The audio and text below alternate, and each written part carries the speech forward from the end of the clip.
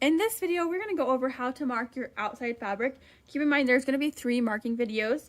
They're not going to be very long, but there's one for the outside fabric, one for the inside fabric, and one for your felt, because you need to cut all 3 of those things eventually. So first we're going to mark them all, and then we'll cut them all later. But as far as marking goes for everything, these patterns tell you what you need to do. So they say cut 1 of inside fabric, and this is going to be the pocket. So you can see here's my pocket. It's the same as the inside fabric, and then this blue is my outside fabric. So this piece is like the whole bag there, and it tells you to cut 2 of your outside fabric, 2 of your inside fabric, and 2 of your felt or interfacing. And on the back, it also tells us to cut 1 4.5 by 3 inch piece of your outside fabric. So you're going to cut that, and that will be this little tab right here. So in this video, we're going to talk about how to mark your outside fabric. So that's going to be just like the outside of the bag and this little tab right here. So let's get into that. I am going to be using this floral one for my outside fabric. So I'll put my inside fabric off to the side. I'm going to grab a marking pencil that stands out, and you can kind of see the blue stands out the most for my fabric here. And to mark it, I want to be looking at the wrong side. So I'm going to open up so I see the wrong side of my fabric. And then I'm going to fold it so that my selvages are on top of each other. So here are my selvages.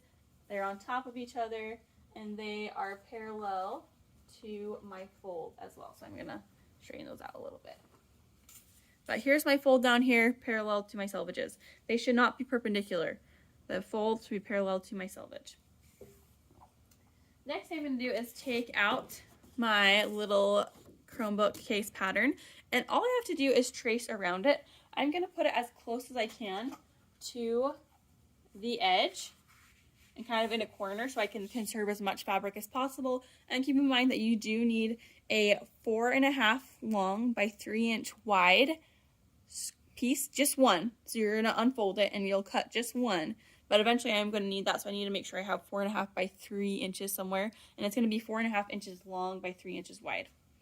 As I lay out this pattern piece right here, I need to make sure that that straight of grain arrow is parallel to my selvage. Once I make sure that that straight of grain arrow is parallel to my selvage, I can go ahead and trace it.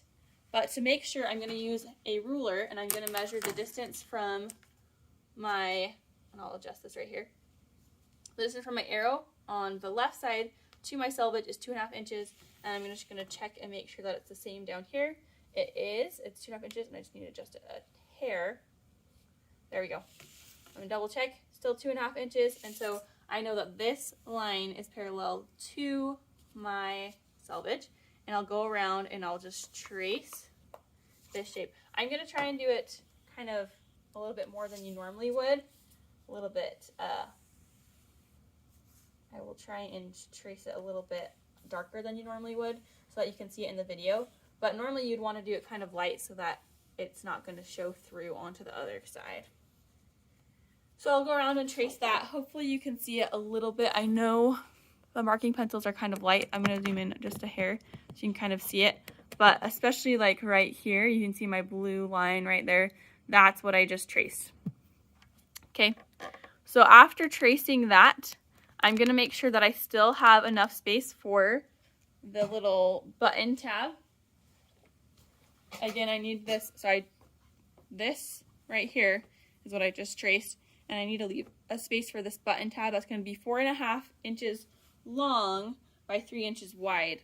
That's especially important to note if you have a directional fabric, like mine has an up and down, or at least like you would notice if.